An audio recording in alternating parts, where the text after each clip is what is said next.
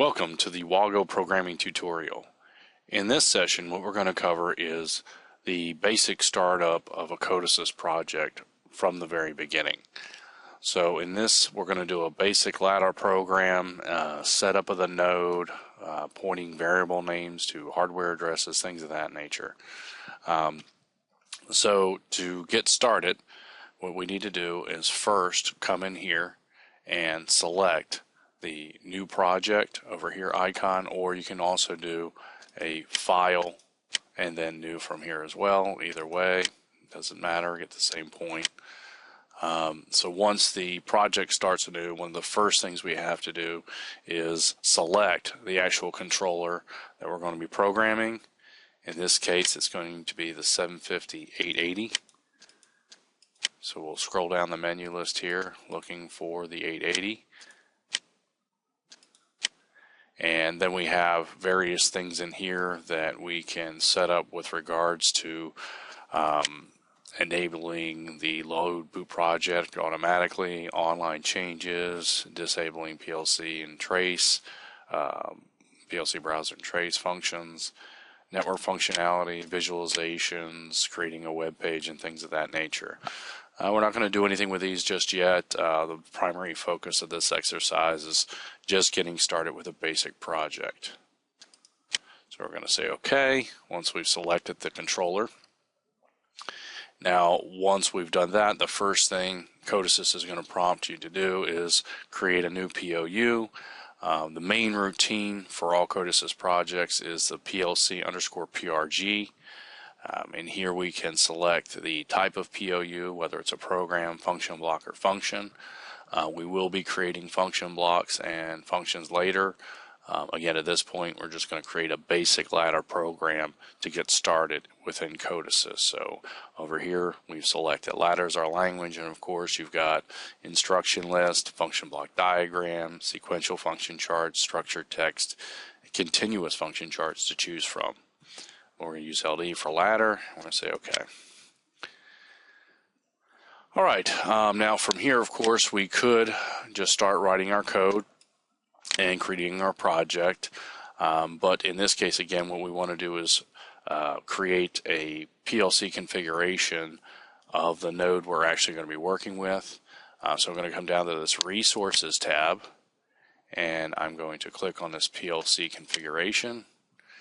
And this hardware configuration opens up, and I can expand that another level to show K-bus, field bus variables, flag variables, and so forth. Now, from this point, we can just right-key click on the K-bus and select append sub-element. Okay, now we can go into the configuration setup. There's a couple of different ways we can do this. We can open up IO check from here, scan the node, and pull that information in. We can go to this open configuration file from a specific folder location, and if you've gone through the IO check tutorial, or if you've used IO check before, you know that you can create the XML file within IO check, and that can be imported or pulled into here for your configuration. We're going to go through the manual setup so you can see how to do that as well. So I'm going to come over here, select this add button, and then this window opens here. And I can do this a couple of different ways as well. I can come in and expand the folders here, open those up, and look at the various I/O modules in there, digital, analog, specialty modules, serial interfaces, and so forth, and just pull them in from there. I can also just come up here and type in the various I/O modules that are actually in my configuration. So we can come in here, type in a part number, select the device, and then drop it into this window here for the configuration. And of course, we can also, like I said, just type in the other part numbers while we're at it. Again, I'm looking here specifically for the 75467 in this configuration. Select the module, and again, drop it right into there. All right, and then one more, the 550 analog output module. And I'm going to select that and drop it in. Okay, and here's my node configuration. Fairly simple, but again, you could do this for however many number of cards you have in your I/O structure, and of course the other options with regards to pulling in the XML file and using I/O check through Codesys are other very good options as well. One thing that of course that's important is the actual layout that you've created here. Configuration file has to match, of course, the physical orientation of the node itself. If you placed a module in here and you needed to move it around, you don't have to remove, replace, and go through the whole process again. You could just simply come over here and use these up and down arrows and move the module within the configuration file itself. Another thing that we can do, especially for people in the field from this standpoint as well, is if you're in the field, maybe you don't have internet access, you don't have catalogs or data with you that's pertinent to this various cards you're going to be working with, or if there's field changes, you may need data for it. You can actually select the card, come over to this PDF button, select data sheets, and now you get a full cut sheet in PDF format for the module. So things like current consumption, how to wire up the device, and things of that nature can be shown or seen within this PDF file. So again, just the different things that you can do within Codesys. And so now you can see this PDF here, and then you can get the data from it. Okay. So another thing that you can do, of course, while you're in here is you can point your variable names to the hardware addresses themselves. So in here, I'm just going to put some very simple input and output variable names. You want to be a little careful here when you're using like the 8 in, 8 out card, because if you notice, the input-output structure here is alternating. They're not grouped inputs and outputs separated from one another. Again, they're alternating. So again, I'm just going to put in a couple variable names here for this project. Okay. And then from here, I can change different things in here, like make some comment lines about its specific function and things like that. All right. So from this standpoint, we're pretty much finished. Just say OK. And now if we come over to the K bus and expand it another level, we can see the various I/O cards, and now you can see the variable names pointing to specific hardware addresses. And of course, we could do this with the analogs and other signals as well. All right, once we're finished here, we can now go back to our POU section, and we're going to select our main routine. And now from here, we can actually start writing our code. In this case, again, it's going to be a ladder project. So unlike some programming tools, you don't have to click and drag. It's just a matter of getting on or selecting the correct rung and then selecting what you want to drop in there. For example, here, normally open contact, and then you can see it's dropped in. Now I can select the question marks, use F2, and now I can look for, or use my input assistant to allow me to look for the various variables that I've already declared, for instance. I have listings for local variables, which would be just within the specific POU. Global variables, those would be anything that's defined as a global variable, either in the global variables list, or also any variable that's defined in the PLC config is also automatically considered a global variable. And then, of course, we have the system variables. This would just be the hardware address variables, if you will. So you can see they're listed in both. It doesn't matter which one you select. They're the same. Also, the variables are not case sensitive. So if I use a lowercase input 1 and an uppercase input 1, they will look the same. We can also use underscore and stuff like that for variable names. Next, what I'm going to do is just drop in another contact here, negated or normally closed. Again, I'm going to use F2 and use input 2. All right. And lastly, I'm going to drop in a coil, F2, and output 1. Now, just as a side note here, you can also use direct addressing. You don't have to use variable names. So, for example, for input 1, if I want to put %, IX 2.0, I could do that as well here. I do not have to use the variable name. All right, I can also come in here and display additional information. So if I come into extras and options, I can come down into this configuration and do things like show address of symbol or variable comments. So you'll see now this has changed. I have the address in here and then the comments that are pulled in as well, pointing to information regarding the variables that are being implemented in this rung. All right, so from here I'm going to click on the first rung. Now I'm going to right key click, do a network after, and now you can see the next rung is dropped in. And now I'm going to right key click in here, and I can either insert box with enable from here, or also can come up to the menu up top or the buttons on the top and select box with enable as well. Both the same function. You see the AND function is dropped in by default into the rung. And there's a couple of ways I can get into this. I can select AND here and hit F2, and then I can look for either user-defined functions, standard functions, function blocks, conversion operators, all different things. In this case, I'm looking for a standard function block, and you can see here I'm going to just drop in a timer on delay. Now, because it is a function block, I do have to declare an instance of it. And I will do that now, and the auto declare window pops up. You can see here it knows it's a timer on delay. And okay, and I can also come up here and view the local declarations now, because T1 is considered a local variable. And in here, select the input, what's going to trigger or toggle the input on the timer on delay.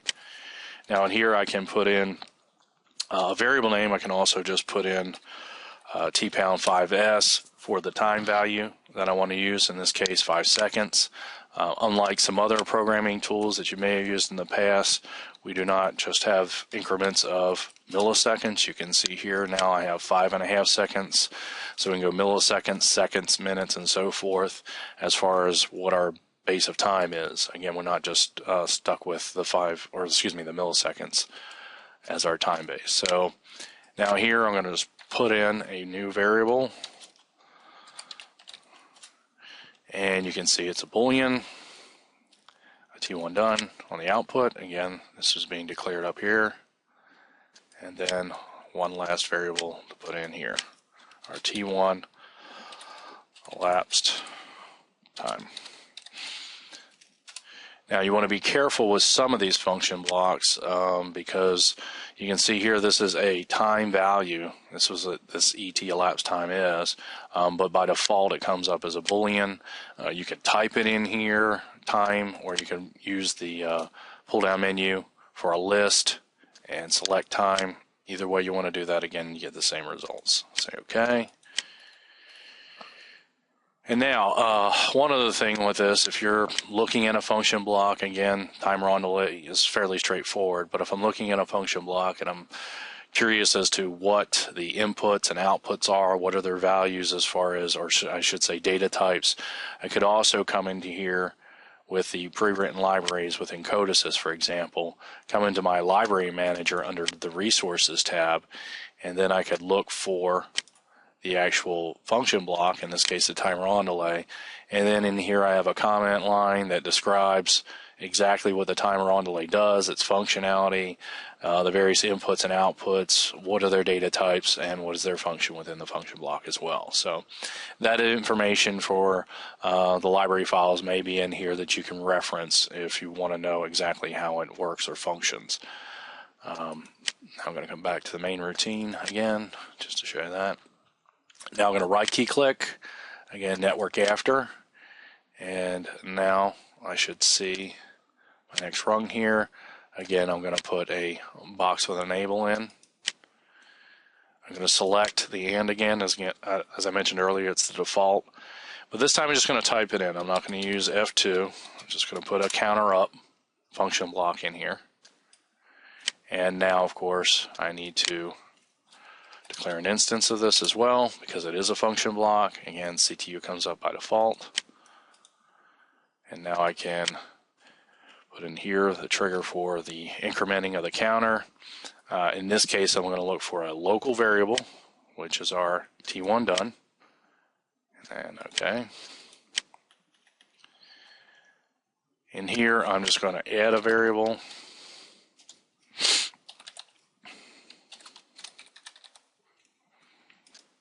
Again, it is a Boolean in this case, so I can just say okay. Preset value, this again could be a variable I'm going to declare, but in this case I'm just going to put a fixed integer value in there. Again, I could put a variable that I write to via an HMI or whatever the case may be, or even the visualizations within Codesys. Now C1 done on the output. Again, this is the Boolean. When our count value is reached, then we will set this high. And then the actual count value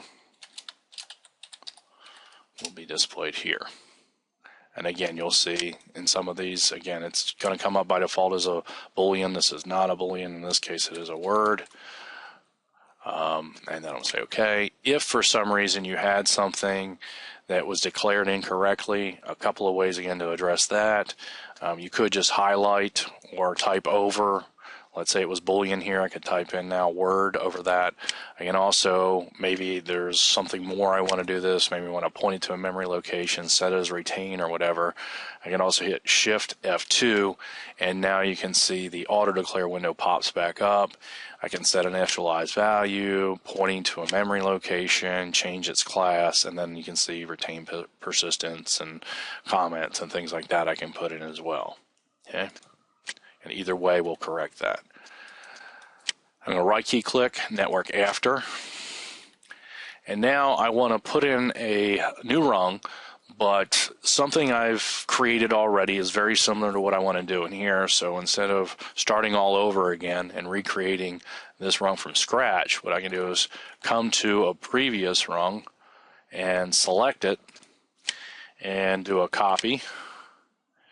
And you can use the shortcut keys and all that as well. And then come down and paste that into this rung. And this is most of what I'm looking for, but not exactly what I want to do, so I'm going to modify it slightly.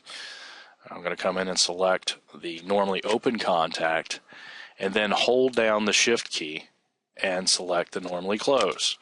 So you can see this box is formed around both sets of contacts here. And now what I want to do is drop in a parallel contact. So I come up to this top menu bar here, select the parallel contact, and now that is dropped in around those two. And again, I can use F2, select C1 done in this case, and then I can come over here, and I can either use F2 or in this case I could just edit this to output 2, as you can see there. Then lastly here, I'm going to put in one last rung, box with enable. This is going to be a GT greater than.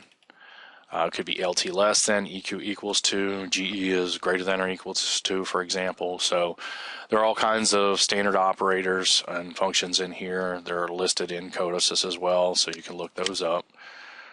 So on the input side here, when C1 value is greater than, and again, I'm going to just set a value here, but of course we could put another variable name in. Then my resulting output is going to be our count reset. And now you can see this is complete.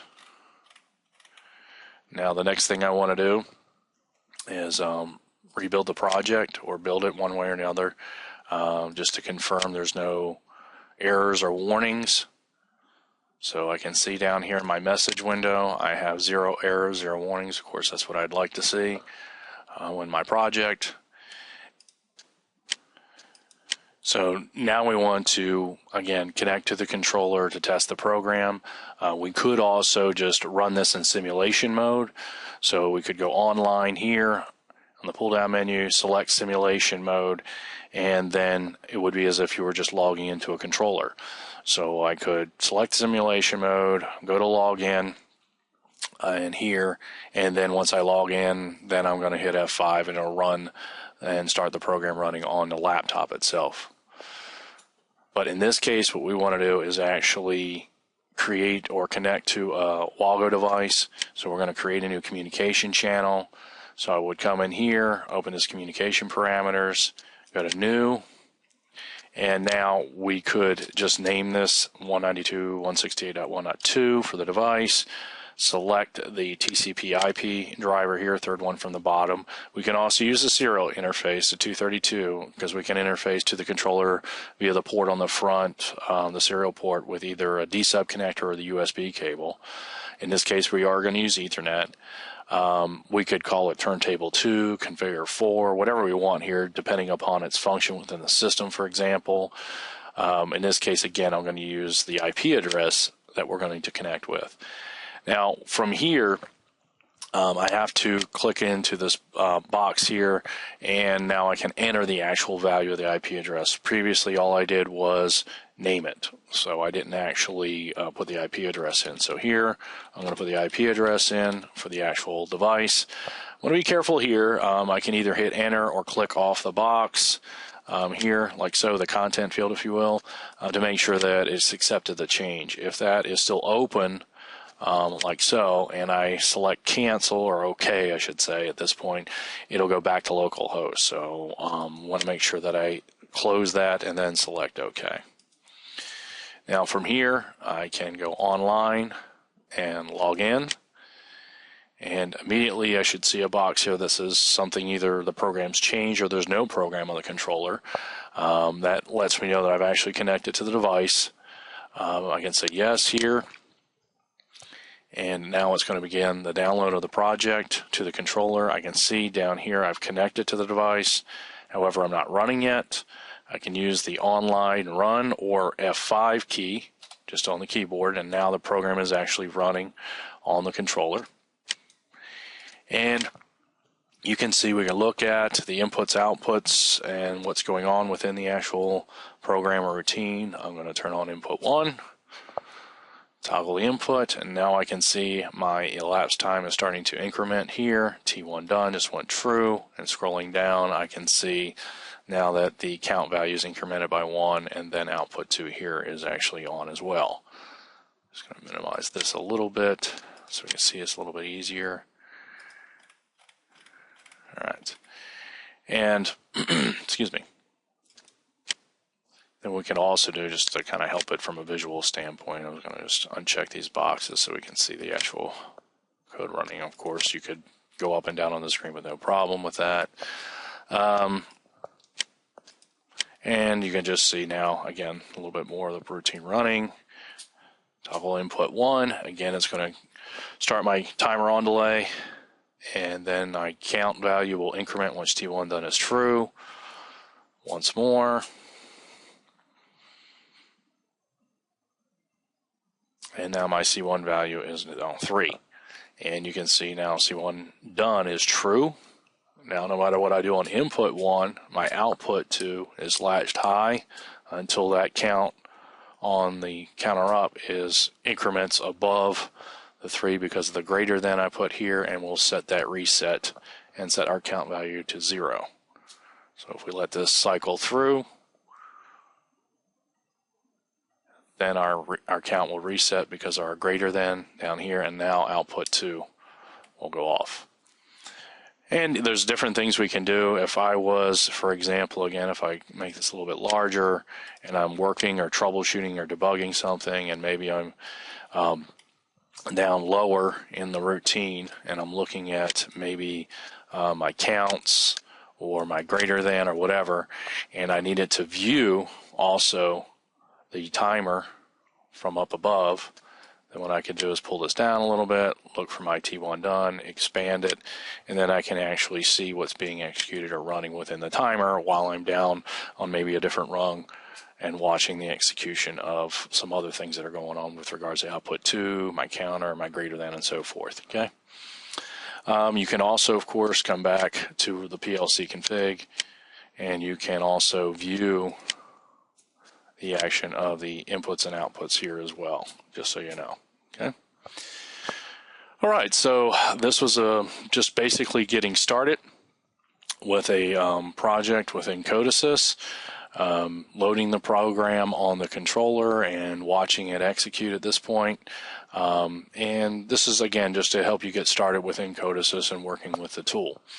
Hopefully you found this useful. Please take the time to view some of our other programming tutorials. We have this project will be posted as well in different languages with regards to structured text and function block diagram as well. And you can see that. And also we have some for other things like programming PIDs, IO check, usage, and things of that nature. So thanks again for your time, and again, visit WAGO YouTube to see other videos. Have a great day.